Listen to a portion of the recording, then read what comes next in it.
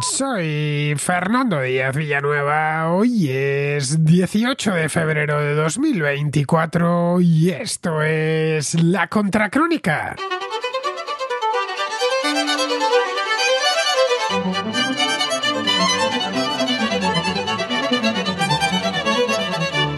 Bienvenidos a la contrarréplica. Ayer no tuvimos contraportada por causas de fuerza mayor. La causa de fuerza mayor se llama que tengo bicicleta nueva y anduve todo el día por ahí con la bicicleta. Bueno, todo el día no, pero buena parte del día. Primero estuve grabando un programa y después, posteriormente, pues ya anduve con la bicicleta. Hice un vídeo incluso, que lo tenéis en mi canal de YouTube, y anduve probándola de aquí para allá. Vamos, que gasté la batería prácticamente completa, subiendo y bajando Madrid en todas las direcciones. Tenía que probarla. No vaya a ser que viniese con algún defecto de fábrica y tuviera que devolverla. Luego también me metí ya por la tarde a última hora, me puse con un nuevo formato de vídeos cortos que estoy trabajando en él. Lo propuse a los contraescuchas y he visto que tiene buena cabida. Vamos, la mayor parte de ellos me han invitado a seguir por ahí. Serían unos vídeos cortos de un minuto de duración como máximo, en el que se vayan explicando curiosidades históricas de ciertos monumentos, tanto de Madrid como de otras ciudades. La cuestión es que eso decirlo es fácil, pero luego uno se tiene que sentar a pensarlo, cómo lo va a hacer, si va a hacer con voz en off, capturando el audio en el mismo lugar, qué tipo de duración requieren los planos, etcétera. Me llevó a hacer una serie de pruebas con la cámara por ahí, más luego otras tantas aquí en el estudio, en el Final Cut, poniéndome, viendo a ver cómo se subtitulaba eso, etcétera. Total, que se me fue el día y no pude hacer la contraportada. Pero hoy ya sí hay contrarréplica, así que volveremos con la contraportada la semana que viene. Hoy tenemos una contrarréplica con unos cuantos temas, a ver si me entran 5 por lo menos. Tengo aquí bastantes. Me he traído 2 de la semana, que no he podido meterlos, porque esta semana tuve uno de los días invitado y ya iba un poco retrasado con las notas de voz. Así que me he traído 2, uno de Francisco y otro más de Jorge de Colombia, que me los dejaron y dije, bueno, me los llevo para el fin de semana antes de que se me pasen de fecha, antes de que me caduquen. Bien, si queréis participar aquí en la contrarréplica y en cualquiera de las contras, tenéis que enviar vuestras notas de voz de WhatsApp al siguiente número, el 34 690 8279 09. Esto lo metéis en la agenda del teléfono y a partir de ahí no tenéis más que abrir una sesión de chat y grabar. Le dais al micrófono, grabáis la nota de voz, a ser posible sin mucho ruido, bueno, a ser posible sin ningún ruido de fondo, es decir, en una habitación lo más silenciosa posible, porque los micrófonos, en serio, lo agarran todo, hasta el sonido más insospechado que podemos imaginar, sobre todo estos de los teléfonos que son muy sensibles. Ya sé que ahora le meten tecnologías de supresión de ruido de fondo y cosas así, pero no funcionan muy bien esas tecnologías en microfonitos tan pequeños. Así que nada, que no haya mucho ruido de fondo. Y respecto a la duración, tratándose de la contrarréplica, pues yo le he hecho 1, 2, 3 minutos aproximadamente. Bien, pues dicho esto y pedidas las disculpas por no haber hecho la contraportada ayer, pero como os he dicho al principio, había causas de fuerza mayor, causas ciclistas de fuerza mayor, bueno, ciclistas y videográficas de fuerza mayor, pues no pude hacerlo, pero ya lo haremos la semana próxima. Entre tanto, pasamos ya a la contrarréplica.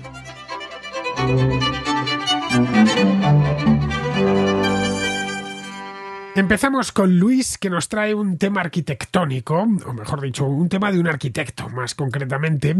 Ha visto Luis un vídeo que hice con Alberto Garín, pues hace ya un tiempo, sobre la ampliación del Museo del Prado. Pasábamos por ahí, creo que esto cuando estábamos preparando aquella contrahistoria sobre el Palacio del Buen Retiro, si mal no recuerdo, porque de este tema hemos hablado muchas veces, Alberto y yo, y hasta incluso lo hemos llevado a Twitter. Recuerdo un hilo que hice yo ahora cosa de un par de años, tranquilamente, sobre Rafael Moneo, que generó muchísima controversia. No hay muchísimo admirador de Rafael Moneo. Lo hice así un poco de broma y tal, con fotografías. Bueno, puse las fotografías porque con Rafael Moneo lo mejor es poner las fotografías de sus obras y así ya se acaba la discusión, por lo menos la discusión estética. Bien, pues ha visto esto Luis y le parece que lo que me parece a mí, que Rafael Moneo, no sé si será un gran arquitecto, pero desde luego, vistos desde fuera, por sus cualidades estéticas, no lo parece en absoluto. Buenas, Fernando y Contraescuchas. Fernando, acabo de ver el documentalillo sobre la ampliación del Prado que has hecho con Alberto Garín. Muy interesante, como siempre. Pero estoy contigo. O sea, a mí Moneo, de verdad, yo no sé. Y tenía discusiones muy gordas con un tío mío que era un ya falleció, pero era un gran arquitecto de aquí de la costa de Levante. Y buah, hablaba glorias de Moneo. Y pero bueno, ¿qué os pasa? ¿Qué tenéis cambiado? No, porque los volúmenes, las y tal. Coño, si es el mismo el gusto. Es que no sé si has visto lo que hizo aquí en Murcia. Enfrente de la portada de la catedral maravillosa, un edificio igual que el ese, o sea, cuadrado, lleno de ventanas rectangulares que ni siquiera son columnas. O sea, una cosa destrozando una plaza con un sabor antiguo que había y tal, pues se la ha cargado entera. O sea, tú anduviste hace poco por aquí, por Murcia, capital. Y no sé si la llegaste a ver, pero es que horrible. Yo no sé, a quien le guste la obra de Moneo, o es arquitecto, o tiene algo cambiado en cuestión de gusto, porque yo no lo puedo entender, de verdad. Se carga el ambiente que hay, con lo que de años que cuesta que cualquier zona coja un ambientillo, coja un sabor que se va haciendo a lo largo de los siglos. Este lo destroza con una facilidad bestial. También lo hizo en otra plaza, la plaza de Santo Domingo, de aquí de Murcia, una plaza con solera y tal, se la cargó entera. O sea, en un sitio que hace un calor que te mueres en verano, la dejó sin un árbol. Todo granito porriño, liso y así, con unos diseños radiales. Mira, horrible. No sé. O sea, yo estoy contigo que nos vamos a declarar los arquitectura cúbica, moneística, antimoneo. Venga, un abrazo. Bueno, yo es que con Moneo tengo predilección, Luis, pero predilección para meterme con él. Es mi predilecto, es mi arquitecto predilecto de los vivos, quiero decir, porque hay otros, como Le Corbusier, que también tengo predilección con ellos, pero claro, Le Corbusier cría malvas desde hace mucho tiempo. La especialidad de Rafael Moneo son los destrozos arquitectónicos, allá donde pone la mano lo arruina. Tiene alguna cosilla que podría pasar, pero vamos, el 90% de su obra es una colección de cubos, colocados muchos de ellos en lugares con un gran patrimonio. Lo que digo, unos destrozos. Se esfuerza además el tipo en no pasar desapercibido. Quiere que su presencia se note. No sé si se imagina que va a pasar a la historia. Sí, va a pasar a la historia de los adefesios. Pero vamos, que trata de que se note, de que hay un Moneo ahí. No hay un solo edificio que haya diseñado que se lleve bien con su entorno. Con la excepción, hay una excepción, porque veis que soy justo. La excepción es la ampliación del Banco de España, que no es ni siquiera el edificio suyo, se limitó a la ampliación, una esquinita. El Banco de España ocupa, esto cualquiera que conozca Madrid lo sabe, ocupa una manzana entera, delimitada por el Paseo del Prado, uno de los lados, el otro es la calle de Alcalá, y luego dos calles estrechitas, una es la calle Marqués de Cubas y la otra es la calle de los Madrazo. Bien, pues hace cosa de 20 años o por ahí no era así. En la esquina de la calle de Alcalá con Marqués de Cubas había un edificio que era residencial, por lo que recuerdo. Yo la verdad es que ya le tengo en la cabeza que era el Palacio de Lorite, concretamente. Un edificio como de hará unos 100 años aproximadamente, que derribaron para la ampliación. Hubo que hasta que desprotegerlo y todo, porque el edificio tenía algún tipo de protección de patrimonio. Una pequeña escandalera en aquel momento. Se estoy hablando de... No me acuerdo, pero será año 2001, 2002, una cosa así, para que se pudiese ampliar y el Banco de España cubriese toda esta manzana que os he descrito antes. Bien, pues la ampliación se la encargaron a Moneo. Era cerrar, era nada, una esquina. Simple, no muy grande. Se la encargaron a Moneo, que se limitó a copiar el estilo del edificio, del resto del edificio del Banco de España, cerrando ya la manzana. Lo que sí puso fueron los relieves que hay en la fachada del Banco de España. Lo dejó como a medio terminar, unos medallones que hay en relieve, para que tampoco me parece mala idea, para transmitir la idea a generaciones venideras de que esta parte es más nueva, que si el edificio del Banco de España pues es de finales del 19 o principios del 20, pues esto se hizo ya un siglo más tarde.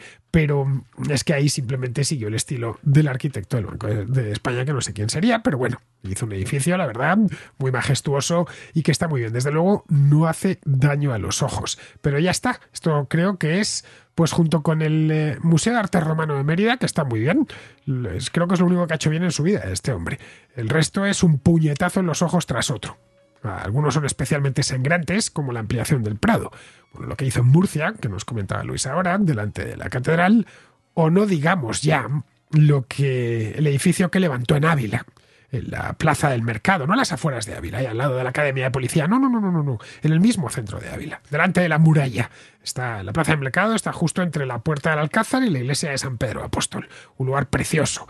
Es una placita castellana muy bonita y en uno de los lados, pues de manera inesperada, se levanta un edificio de 4 plantas que parece sacado de un polígono industrial.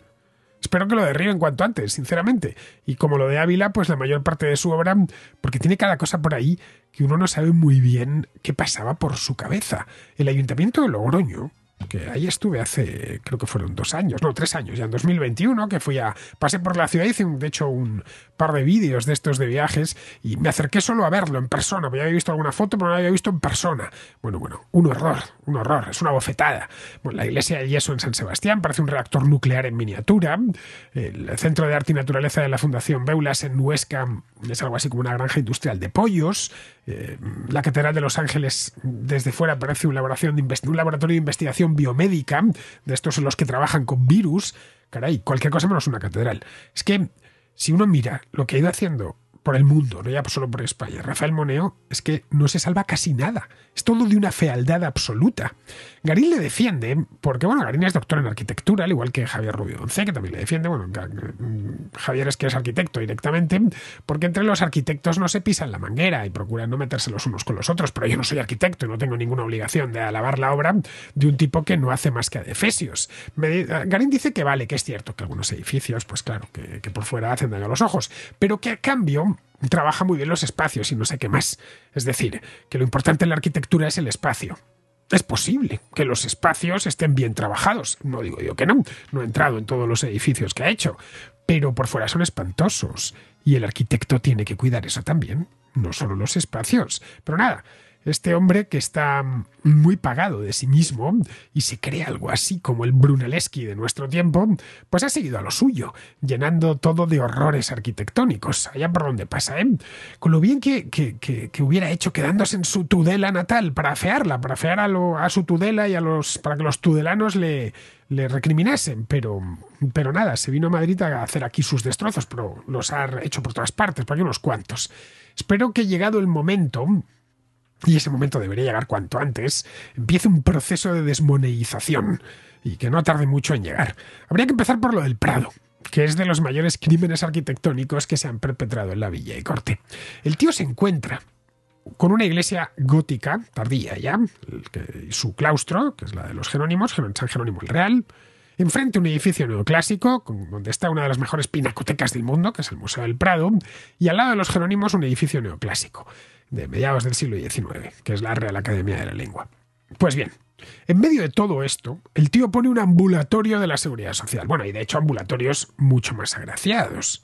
Y lo peor de todo es que se cree que ha hecho una obra maestra. Y sus defensores te lo dicen, no, esto es una cosa fuera de lo común.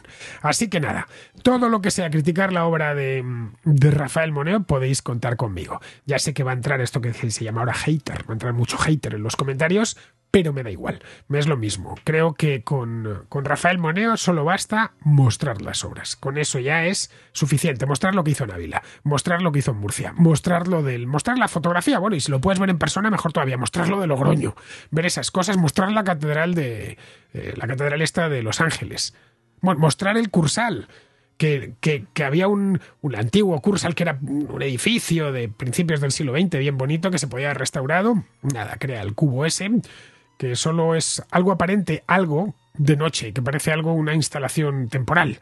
Es decir, que están organizando, no sé, un evento veraniego o algo así. El resto del año está ahí el cubo este. Bueno, y dentro de lo que cabe, lo de San Sebastián no es lo peor de todo. Bueno, lo del Yeso, la iglesia del Yeso es, en fin, os he dicho lo del reactor nuclear en miniatura y creo que me quedo corto. Es un horror. Cualquiera que tenga fe entra en esa iglesia y la pierde en el acto. Pero en fin, vamos a seguir, vamos con Jorge, que es de Colombia, y que escuchó el otro día lo que hablábamos del Estado de Derecho, aquí en la Contracrónica, y nos habla de los problemas que está teniendo en Colombia eso mismo, el Estado de Derecho por culpa de su presidente, de Gustavo Petro. Estuve escuchando la Contracrónica del 14 de febrero y un tema importante dentro de la conversación con los contraoyentes fue el Estado de Derecho. Y Tú has puesto el ejemplo de España, el de El Salvador, el de Cuba, y pienso que ahora los colombianos estamos en ese dilema también. Y no sé, valdría la pena que hicieras una contracrónica del tema del asedio y de la presión que ha puesto Petro hacia la Suprema Corte para la elección del fiscal general, que es como, no sé cómo explicarlo. Bueno, es un cargo importante de mucho poder dentro de la República. Y él está intentando presionar a la Corte Suprema para que haga la elección de una persona. Y pues esto está poniendo en peligro, el Poder Ejecutivo está presionando al Poder Judicial para que tome una decisión. Y el grupo de personas, los petristas más radicales, llegaron a la Suprema Corte e hicieron unas cosas que les recuerdan a muchos. Yo era muy niño, no recuerdo esto, algunos fantasmas de los años 80, cuando destruyeron coincidencialmente el grupo guerrillero al que pertenecía Petro, destruyeron la Corte Suprema de Justicia.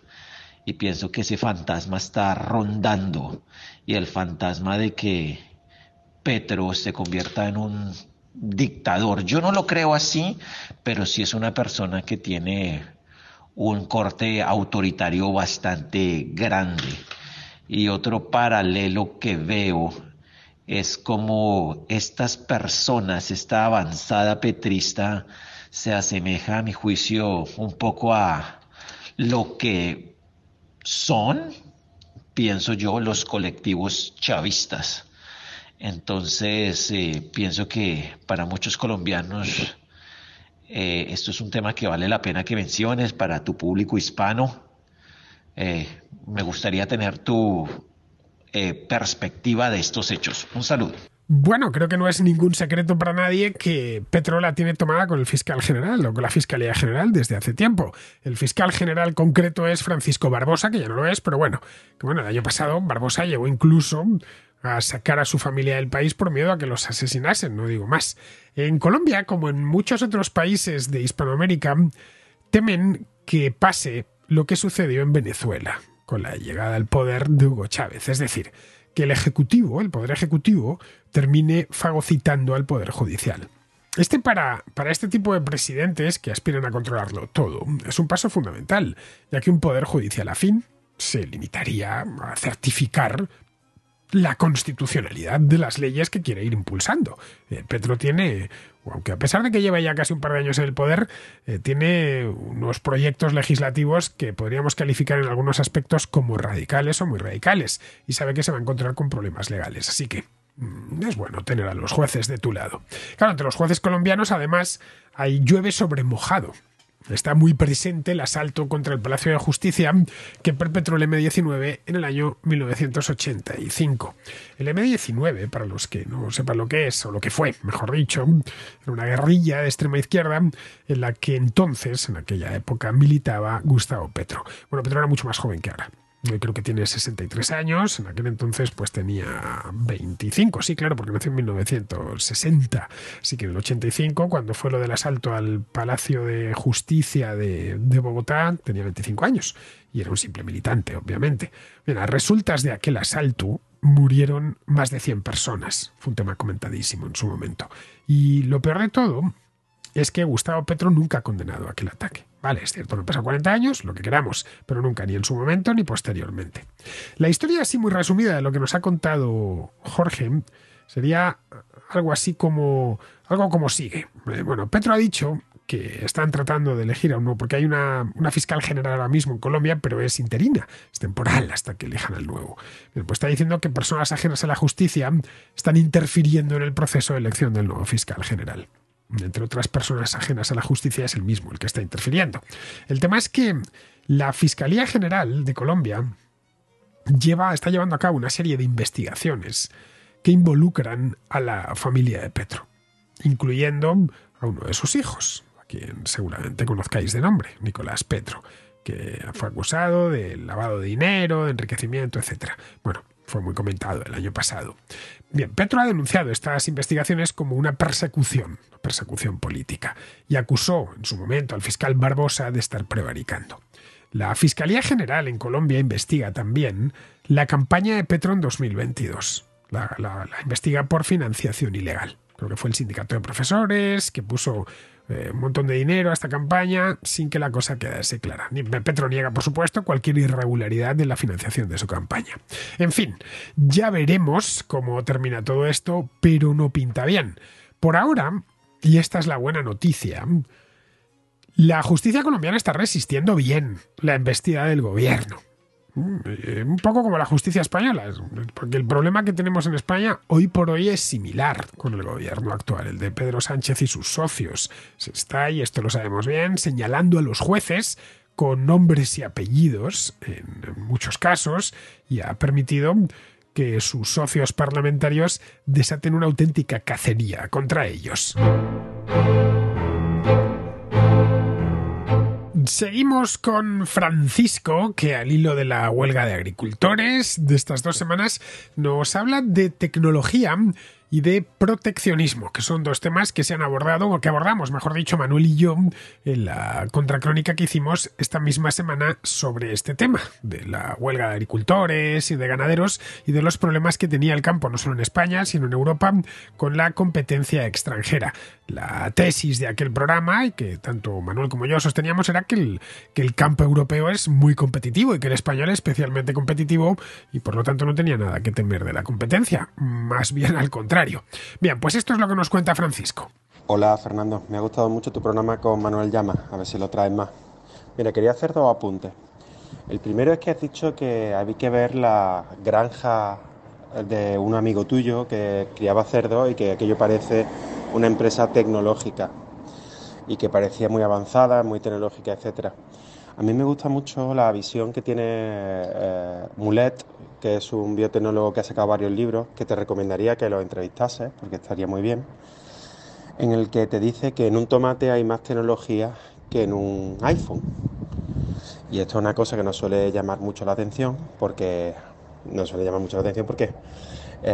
tendemos a pensar que el tomate es más antiguo, tiene una tecnología más baja, pero no, es que llevamos toda la historia de la humanidad, desde el Neolítico, creando cruces y mejorando las especies, y tenemos tecnologías para hacer que estos tomates sean los mejores que puedan ser, etcétera.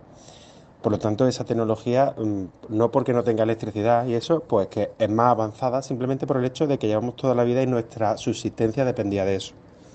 Luego, por otro lado, has hecho con Manuel un argumento que me gustaría no desmentir, pero sí no incidirlo, porque se dice, no deberíamos ser proteccionistas porque somos más productivos que el resto y exportamos más que el resto.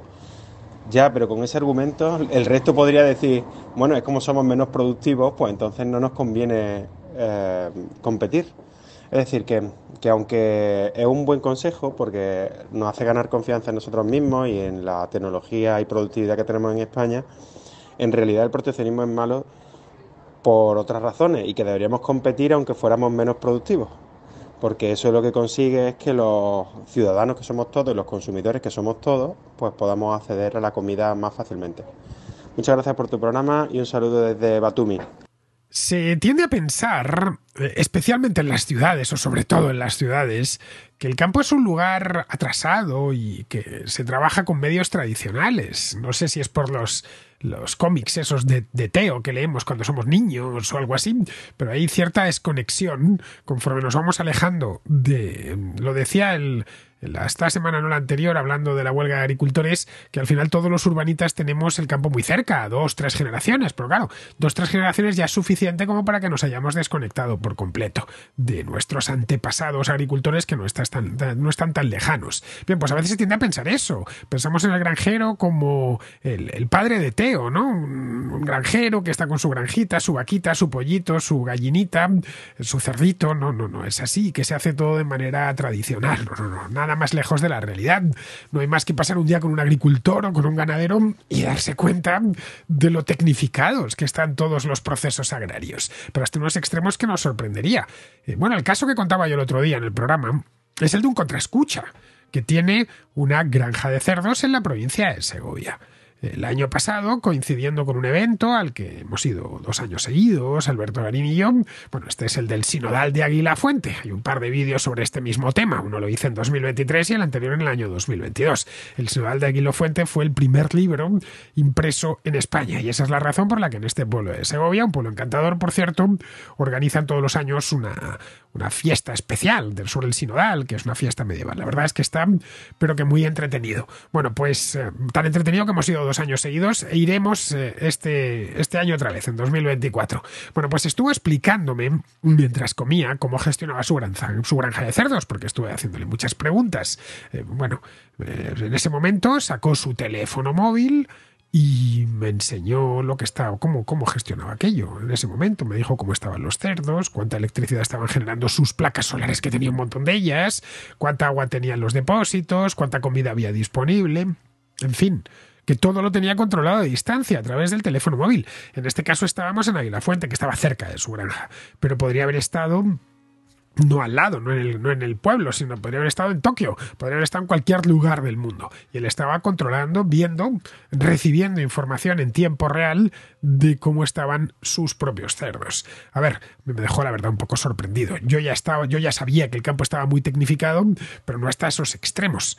Con todos estos sistemas, este contraescucha se manejaba a la perfección. Teníais que verle con el teléfono, con tal, hablando con una suficiencia, con una autoridad, lo cual tampoco es extraño, porque él mismo es ingeniero agrónomo. Así que no estamos hablando de el agricultor que se tiene a veces en la cabeza, ¿no? Esa idea equivocada de que los agricultores o los ganaderos pues son unos rústicos de desinformación. Eso es un cliché.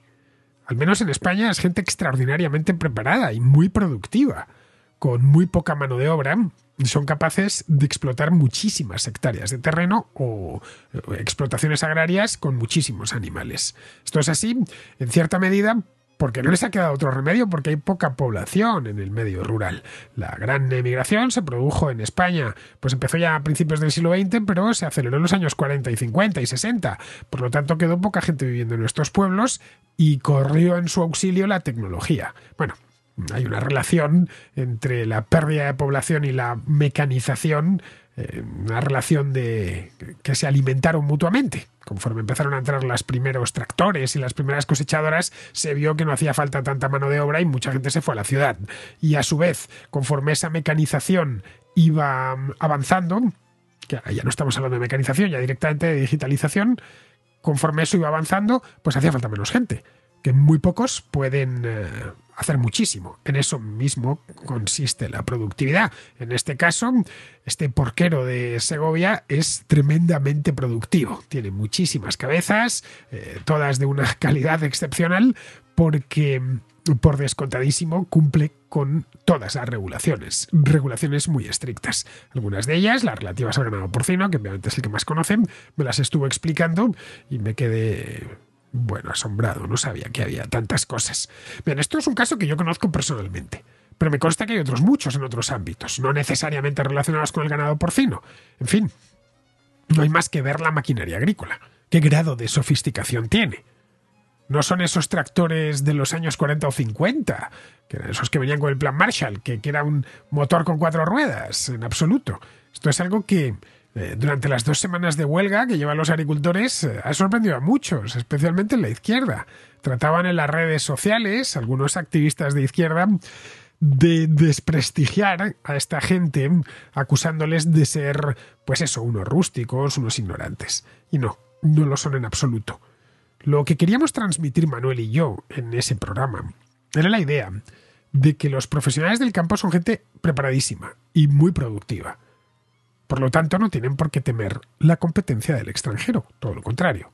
Su enemigo no es un agricultor de Marruecos, un agricultor de Ucrania, un agricultor de Argentina o un ganadero. Su enemigo es la política. Es decir, los políticos y sus regulaciones absurdas.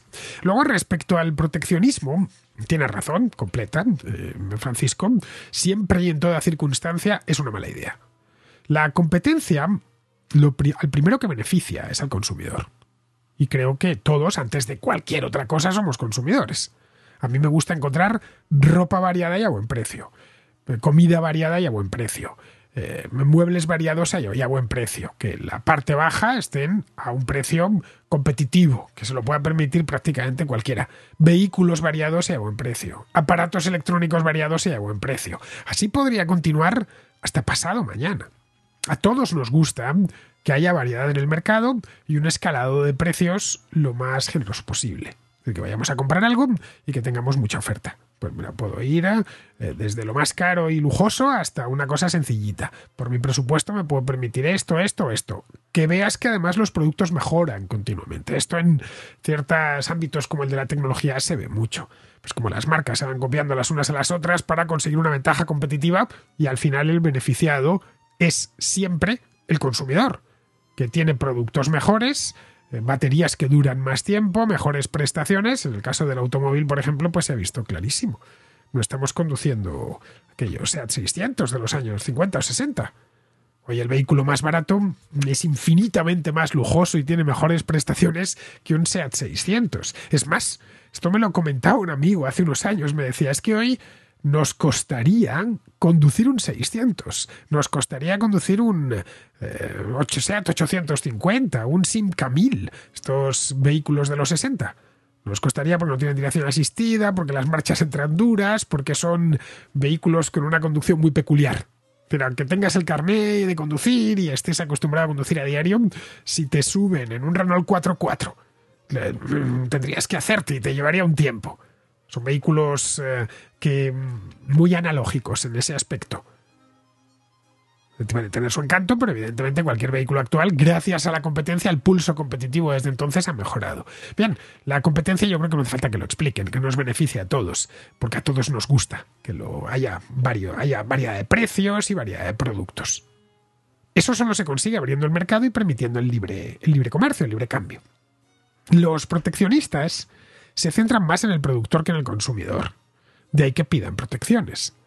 Esa protección lo único que consigue es beneficiar al productor menos eficiente y castigar al más eficiente.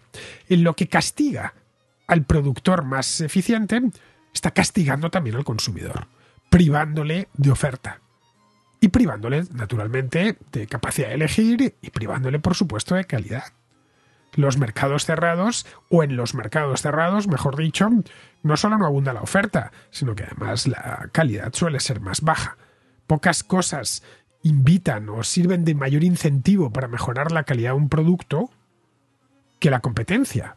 Si no puedo competir por precio, competiré por calidad. Esto, en un mercado conforme se sofistica y se va haciendo más complejo, aparecen productos y servicios de todos los tipos. Así que el proteccionismo al margen, como bien dice Francisco, de que los agricultores españoles sean más productivos, aunque fuesen menos productivos, el proteccionismo seguiría siendo una mala idea. Bien, seguimos con Alfredo, que tiene una cuestión sobre la deuda odiosa. Soy un contraescucha que te sigo a través de YouTube y tengo una inquietud. No quiero comentar nada salvo una cosa que me llevo años pensando. La deuda odiosa sería el tema. ¿Podrías hacer algún tipo de estudio o de programa con entrevista o sin entrevista o como tú lo creas conveniente acerca de si en España tenemos deuda odiosa o no la tenemos y cómo se podría gestionar la posible deuda odiosa si es que tenemos deuda odiosa? ¿Vale? Nada, yo estuve mirando algo en Wikipedia hace 2 o 3 años y allí daba unas definiciones muy interesantes, pero nunca en ningún programa de gente, periodistas de YouTube o gente que tiene programas interesantes en YouTube que valen la pena seguir, como el tuyo, nunca me he encontrado con que se comente este tema. Entonces quería proponértelo, a ver si puedes hacer algo y que nos informemos todos los españoles, por lo menos todos los que te seguimos, sobre este tema. Un abrazo fuerte, gracias por estar ahí y por acompañarnos y por informarnos de cosas que a lo mejor no salen en los medios de masa, solo salen en YouTube y en medios minoritarios. Un abrazo, gracias por todo. Pues mira, Alfredo, este tema de la deuda odiosa no se comenta mucho, o a menudo por lo menos, porque no está de actualidad en estos momentos. Yo no hago un programa sobre la deuda odiosa porque nadie habla de la deuda odiosa. Pero si mañana, te aseguro, saliese un partido político con este tema y estuviese dando la tabarra durante una temporada y pasase a la agenda, pues por supuesto que lo trataría.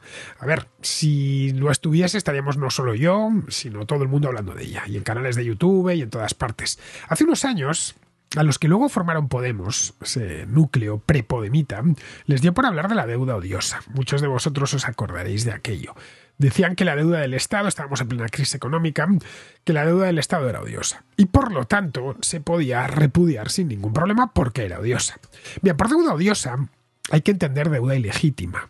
La deuda ilegítima, según esta teoría de la deuda odiosa, que no deja de ser una teoría, sería la contraída por un gobierno contra los intereses del país, así dicho de manera rápida.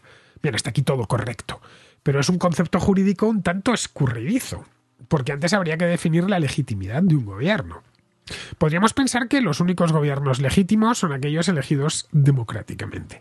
Pero en este caso habría muchos gobiernos ilegítimos por el mundo. Y por lo tanto podrían declarar su deuda odiosa y no pagarla. Pero ese sería el caso del gobierno chino. No es un gobierno democrático. El gobierno cubano o incluso el gobierno ruso, si apuramos. Imaginemos por un momento que hay un cambio político en Rusia y el que venga después dice que todo lo que debe el Estado ruso lo pidió Vladimir Putin y por lo tanto pues no tiene por qué pagarlo. Podría encajar dentro de la definición un tanto vaporosa de deuda ilegítima. Podrían decir que Putin es un dictador y que empleó ese dinero pues para emprender una guerra en Ucrania. Pero es que Putin es un gobernante legítimo, en tanto que está reconocido por toda la comunidad internacional. La legitimidad en el gobierno te la otorgan otros. Vayamos al caso de Francisco Franco en España. Al terminar la Segunda Guerra Mundial, como Franco había coqueteado con las potencias del eje, los aliados retiraron la legitimidad del gobierno español. Retiraron también a sus embajadores de Madrid y aislaron por completo al régimen de Franco. De hecho, hasta el propio Franco temió por sí mismo, no lo tenía del todo claro. Entre el 45 y el 48-49 no tuvo del todo claro que pudiese subsistir, especialmente los años más duros que fueron 46 y 47. Pero unos años más tarde, a principios de los 50 ya, sucedió todo lo contrario. Los aliados occidentales, empezando por Estados Unidos, empezaron a reconocer y a legitimar al régimen de Franco. Luego aquí habría que hacerse la pregunta. ¿El régimen de Franco era legítimo o ilegítimo? Desde el punto de vista democrático era ilegítimo, porque ese régimen nació de una guerra civil, que había venido precedida de un golpe de Estado. Pero claro, por las mismas también es ilegítimo el gobierno de Díaz-Canel en Cuba o el de cualquier otro régimen autocrático. Así que aquí tendríamos un problema serio. ¿Cómo definir la legitimidad de un gobierno? Parece claro que todos los gobiernos europeos son todos democráticos, son plenamente legítimos. Por lo que aquello que decían de que la deuda del Estado español era odiosa, ya por el año 2012 o 2013, simplemente no tenía sentido. Luego, respecto a lo de pedir dinero contra los intereses del país o del pueblo, aquí también aparece otra pregunta. ¿Qué es el país o el pueblo? Porque no todos los españoles, o todos los franceses, o todos los mexicanos tienen los mismos intereses. Si el Estado pide dinero en el extranjero para, qué sé yo, pagar las pensiones, por ejemplo, eso va a favor de los intereses de los pensionistas, pero en contra de los intereses de los contribuyentes futuros que tendrán que devolver ese dinero prestado, con sus intereses. Así que aquí nos encontramos con un problema más serio todavía.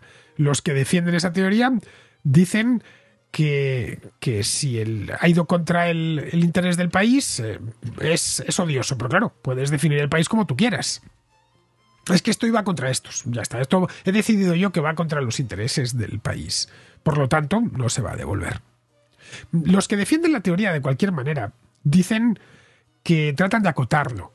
Dicen que sería aplicable en el caso de que el dinero se haya pedido, pues no sé, para entrar en guerra o por cuestiones relativas a la corrupción. Es decir, que un Estado pida dinero para que los gobernantes se enriquezcan a título personal o para iniciar una guerra de agresión. Se entiende que una guerra de defensa o defensiva no es el caso. Lo de deuda odiosa ahí podría encajar, pero claro, solo en el caso de una dictadura corrupta. Y no es ni muchísimo menos es el caso de ningún país europeo. Así que nada, Alfredo, el tema este de la deuda odiosa o ilegítima es un tema muy escurridizo, como te decía antes, y cuesta ponerle límites. Además, plantea un montón de preguntas que se quedan sin respuesta. Bueno, al menos sin una respuesta clara. Bien, vamos ahora con Asier, que es de San Sebastián, y que nos regala una reflexión sobre el Estado y la economía. Mira, una pequeña reflexión y una pequeña cuestión. De la misma manera que en su día se hizo la separación Iglesia de Estado, podemos estar en el momento idóneo y adecuado para hacer la separación de economía de Estado. Muchas gracias y saludos para todo el mundo desde San Sebastián. Separar la economía del Estado es lo que preconizamos los liberales, Asier. Dejar el Estado reducido a la administración de justicia, la defensa y poco más. Ningún liberal cree que el Estado tenga que ser empresario, ni intervenir en la economía, o por lo menos no intervenir demasiado. Porque en el liberalismo hay varias escuelas. Así que este es un tema que se ha tratado muchísimo, y no solo ya en la teoría política, que por supuesto, sino también aquí mismo en la contrarréplica en muchísimas ocasiones. Bien, pues vamos a terminar ya, vamos a ponerle la guinda al programa, la guinda con mi despedida, naturalmente. Hoy estamos a 18, bien, mañana será 19, y algo me dice que voy a hablar de las elecciones gallegas. Algo me lo dice porque espero tener los resultados a una hora lo suficientemente razonable como para poderme sentar y dejar el programa ya de madrugada. Tendrá la contracrónica de este lunes, saldrá un poquito más tarde, me temo, igual, ¿no? Si conocemos los resultados rápido de las elecciones gallegas, que sé yo, a las 10 de la noche, pues igual me da tiempo a dejar a las 12:30, lo dudo, pero bueno. Pero vamos, que casi con toda seguridad, a no ser que digan, falta mucho por recontar, no vamos a tener resultados hasta el miércoles, que lo dudo. Que, bueno, en España eso es imposible, porque se recuenta todo muy rápido, por lo menos los resultados provisionales los tenemos rápido. Así que nada, nos volvemos a escuchar mañana.